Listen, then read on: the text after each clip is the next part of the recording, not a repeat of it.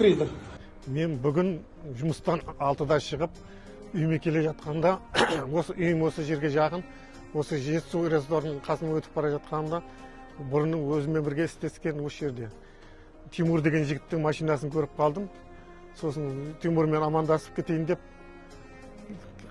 келдім, есіктерін аша алмадым. Бүгін дүйсенбі күні бұлардың жұмыс істемейтін күні еді осы жердің.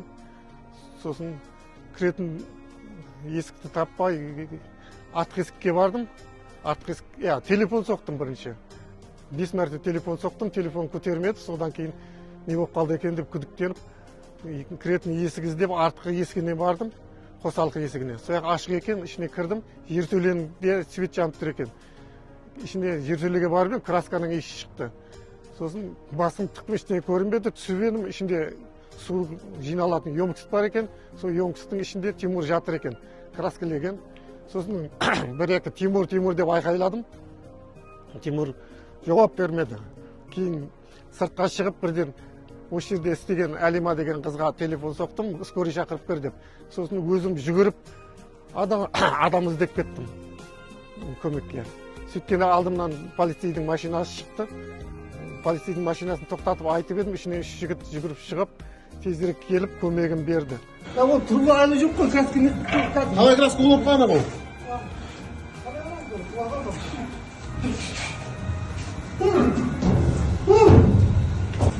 Әкел. Қолым бес ма, қолым.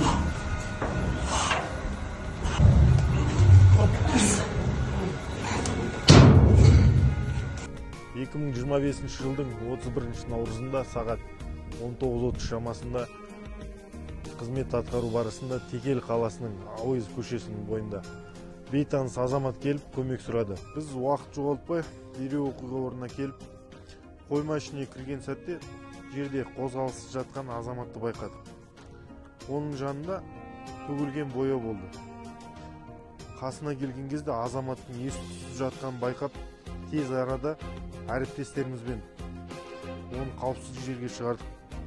Алғашқы медициналық көмек көрсетіп, жедел жәрдем қызметіне тапсырдық.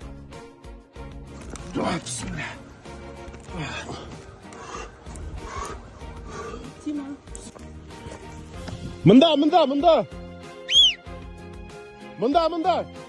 Жаяу кір, жаяу.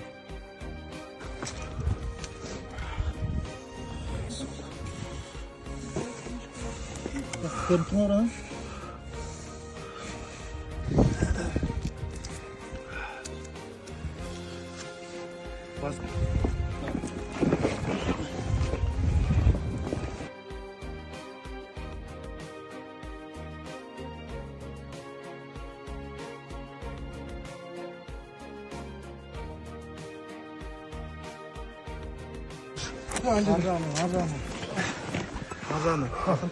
Ал, бол кетіп.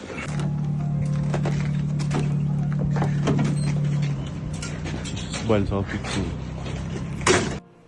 Науқас Абдуллин Тимур сағат 8 шамасында Текел қалалық ауруханасының жан сақтау бөліміне келіп түсті. Түскен кезде жағдайы өте ауыр, есінен танып, ессіз жағдайда түсті. Полиция қызметкерлерінің дер кезінде құтқаруының арқасында науқас аман қалды. Қазіргі жағдайда динамикада жағдайы жақсарды, есін жинады. Науқастың жағдайы қазір тұрақты. Часам к 11 я сел в машину, поехал на работу. По дороге я взял маски специальные, чтобы красить. И там клей для других нужд был. Потом приехал на работу, надо было покрасить чан с водой. Он еще не до конца высох, поэтому где-то еще с 12 до часу я его еще раз протер и ждал, когда он окончательно высохнет. В час, получается, я снял крышку с этого, сейчас с краски размешал и начал ее красить. примерно около часа я еще более-менее все помню. Я покрасил больше половины, даже на треть.